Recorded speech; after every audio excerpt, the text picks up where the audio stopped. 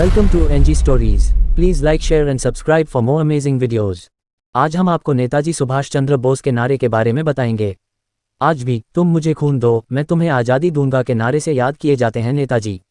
देश का ऐसा शायद ही कोई नागरिक हो जिसने तुम मुझे खून दो मैं तुम्हें आज़ादी दूंगा का नारा न सुना हो। साथ ही इस नारे को देने वाले नेताजी सुभाष चंद्र बोस का नाम भी उन्हें याद ही होगा।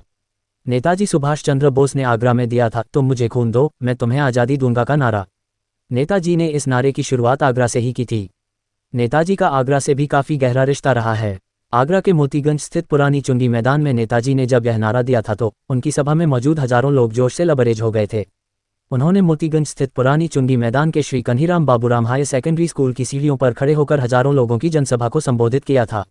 हर व्यक्ति नेताजी सुभाष चंद्र बोस की एक झलक देखना चाहता था और उनकी ओजस्वी वाणी को सुनना चाहता था। सभा शुरू होने पर जैसे ही नेताजी ने नारा दिया तुम मुझे खून दो मैं तुम्हें आज़ादी दूंगा, लोगों को लगा कि कोई जादू हो रहा है और पूरा मैदान इनकलाब जिंदाबाद और भारत माता की जय के नारों से गुंजायमान होने लगा।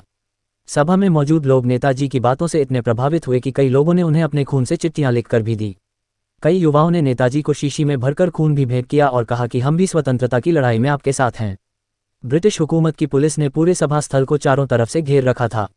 वे लोग चाहते थे कि सभा में जैसे ही कोई विवाद उत्पन्न हो तुरंत ही इन लोगों पर बल का प्रयोग शुरू कर दिया जाए।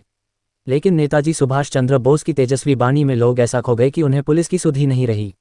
सभा स्थल पर कहीं भी पैर रखने की जगह नहीं थी। आसपास जो इमारत बनी थी वहां पर भी लोग बैठे हुए थे।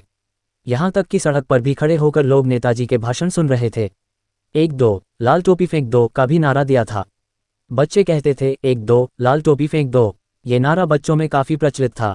नेताजी सुभाष चंद्र बोस को बच्चों से काफी प्यार था, क्योंकि बच्चे ही एक ऐसा साधन थे जो उनके संदेश को गुप्त तरीके से यथास्थान तक पहुंचाते थे।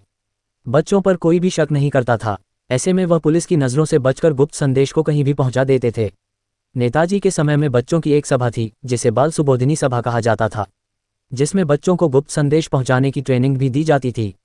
उस समय सैनिक अखबार चलाने वाले कृष्णदत्त पालीवाल जी ने आइसक्रीम की एक स्टॉल लगाई थी, जिसमें ऊपर आइसक्रीम और नीचे की जेबों में चिट्ठियां और महत्वपूर्ण कागज रखे होते थे, जिसे बच्चे आइसक्रीम के बहाने नियत स्थान पर पहुंचाते थे।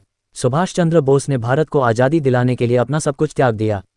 उन्होंने घर छोड़ा, सिविल सर्विस की आरामदेह और पैसे वाली नौकरी भी छोड़ी और क्रांति की राह पर निकल पड़े।